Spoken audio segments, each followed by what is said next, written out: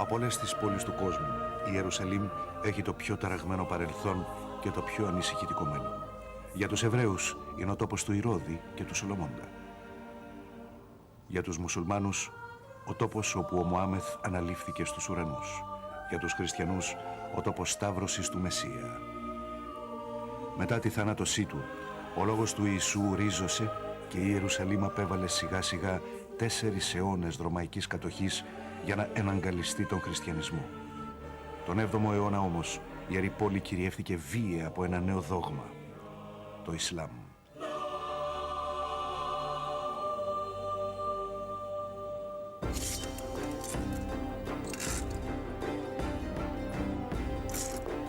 «400 χρόνια αργότερα, οι χριστιανοί θέλησαν να ξαναπάρουν την Ιερουσαλήμ.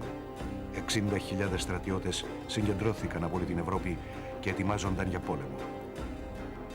Ένας από τους ηγέτες τους ήταν ο Δούκας Γοδεφρίδος Ντεμπουιγιό, παλιός πολεμιστής. Οδήγησε το στρατό του σε μια πορεία 3.000 μιλίων που θα εξελιχθεί σε τριετή σταυροφορία για την ανάκτηση της Ιερουσαλήμ στο όνομα του Θεού. Ο Γοδεφρίδος δεν ήταν μόνο φημισμένος πολεμιστής. Ήταν ένας ευσεβής άνθρωπος και μέγας ευεργέτης της Καθολικής Εκκλησίας. As far as I'm concerned, there's one key thing that's driving people to take up the cross. And that is that they actually believe that this crusade is a spiritual war and that it's going to purify their souls of sin. And yes, I'm sure they've got other agendas, they've got other things they're looking for at the same time, but if there's one thing that's at the core and that it's across the largest range of people, it's spirituality, it's religion that's driving this. The Franks, which was the catch-all word for everyone who participated in the Crusades, were regarded for many centuries until this day as barbarians who came to destroy the peak of Islamic civilization. And this is a very strong thing which goes down right to this day. So the word crusade is electric and people know it. They know what happened in that world. Είχαν σοβαρούς λόγους να ρισκάρουν τα πάντα για ένα τόσο μακρινό ταξίδι και ίσως χωρίς επιστροφή. Βασανισμένοι από λοιμούς και πολέμους, η ευρωπαϊκή πατρίδα τους ήταν καταραμένος τόπος. Κι έτσι λαχταρούσαν μια καλύτερη ζωή σε αυτόν τον κόσμο και στον άλλον. I think if you were to take a time machine back to the late 11th century, the first thing that would probably strike you is what a violent society it was. We're at a time when sort of central government's not very well organized, the great monarchies of France and Spain haven't developed. It's petty lordships, local castellans, they raid, they fight, they scrap one another. It's a time of endemic lawlessness. Ένας από τους πιο σπουδασμένους άντρες της χριστιανοσύνης ζωγράφισε ένα ζωφερό πορτρέτο αυτού του χαοτικού κόσμου. Αρχιεπίσκοπος και φίλος βασιλέων, ο Γουλιέλμος της Τύρου, συνέγραψε την ιστορία των σταυροφοριών όπως την είδε ο ίδιος. In nearly all the circle of the earth, belief had failed. The fear of the Lord no longer prevailed among men. Justice had perished from the world. Violence held sway among the nations. Fraud, treachery, and chicanery overshadowed all things. All virtue had departed and ceased to exist as useless. Evil reigned in its stead.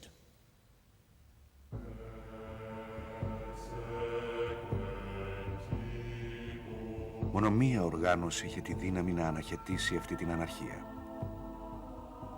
Η Εκκλησία.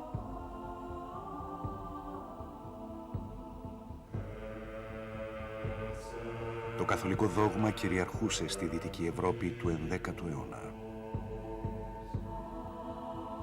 The world of the Middle Ages was a world that was deeply concerned with matters of religion.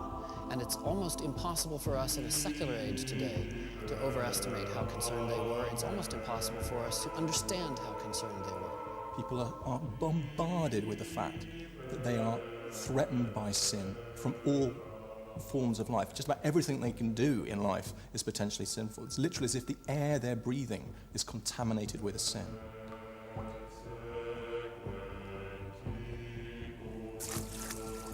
Η Εκκλησία μπορούσε να δώσει άφεση αμαρτιών.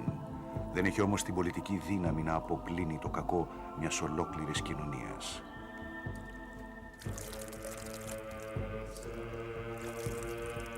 Εχθρότητες με τους κοσμικούς ηγέτες είχαν οθήσει τον παπισμό στο περιθώριο, ώσπου το 1088 ένας καινούριος πάπας έφτασε στη Ρώμη, ο Ουρβανός ο Δεύτερος.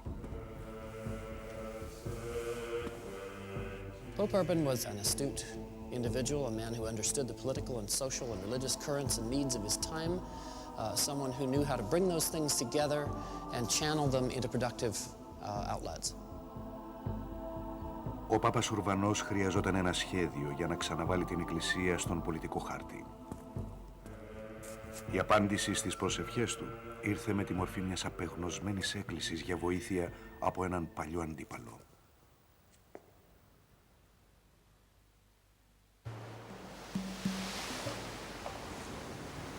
Το 1095, μια έκκληση για βοήθεια απευθύνθηκε προς τον Πάπα Ουρβανό από την αυτοκρατορική αυλή της Κωνσταντινούπολης. Προήλθε από τον ανατολικό αντίπαλο του Πάπα, πολιτικό ηγέτη της ελληνικής Ορθόδοξης Εκκλησίας, τον Βυζαντινό αυτοκράτορα Αλέξιο τον Πρώτο. Η ισχύς της αυτοκρατορίας του κατέρεε. Η επιρροή της Ορθοδοξίας κάποτε έφτανε ως τους Αγίους Τόπους, στη Μέση Ανατολή.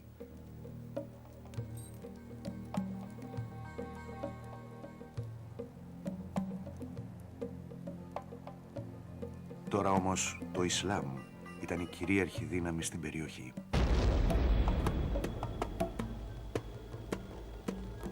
Οι Σελτζούκοι Τούρκοι είχαν πρόσφατα προσελητιστεί στο Ισλάμ. Αναδύθηκαν από τις στέπες της Κεντρικής Ασίας και σάρωσαν την περιοχή ως τη Μέση Ανατολή αναζητώντας γη. Τρομεροί πολεμιστές. Ο στρατός τους αριθμούσε δεκάδες χιλιάδες. Κυρίευσαν τις μουσουλμανικές περιοχές της Περσίας, της Συρίας και της Παλαιστίνης και τέλος κατέλαβαν την ιερή πόλη της Ιερουσαλήμ. Έπειτα στράφηκαν βόρεια και προήλασαν ως το κατόφλι της βυζαντινής πρωτεύουσας, της Κωνσταντινούπολης. The status quo, the existing power politics, the power balance of the region was changed. The Byzantines had lost a great area of taxation, of recruitment for troops. They'd lost a lot of prestige as well. Το 1095 ο Αλέξιος Κομνηνός αγωνιούσε για αντεπίθεση, αλλά δεν μπορούσε μόνος. Και απίφθινε έκκληση στον Πάπα, ως εν Χριστό αδελφό, να στείλει επίλεκτες δυνάμεις υποτών για να τον βοηθήσουν να αποθήσει τους Τούρκους. Χάρισε έτσι στον Πάπα Ουρβανό μια τέλεια ευκαιρία να ενισχύσει την πολιτική του εξουσία.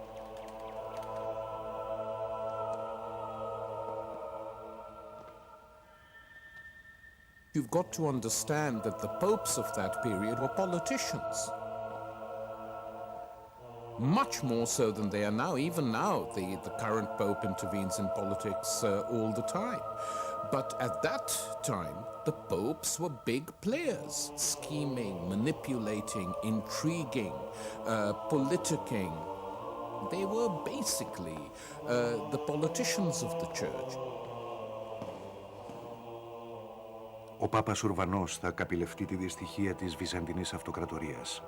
Θα κηρύξει το δικό του ιερό πόλεμο κατά του Ισλάμ.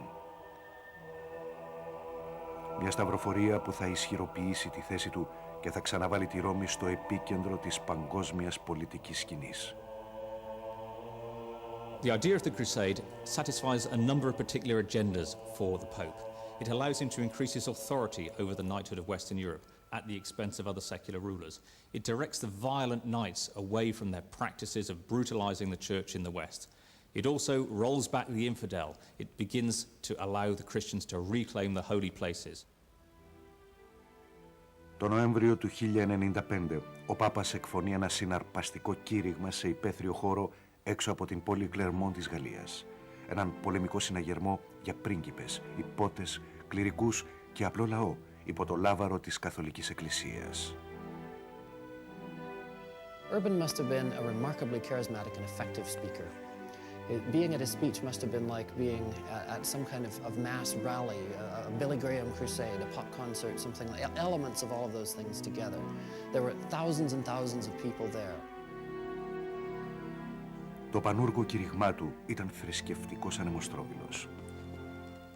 Καρικευμένο με υπερβολικές περιγραφές μουσουλμανικών αγριοτήτων εις βάρος χριστιανών προσκυνητών στους Αγίους Τόπους, δαιμονοποίησε τους Τούρκους και παρουσίασε τη Σταυροφορία ως πόλεμο της αποκαλύψεως μεταξύ δύο πίστεων.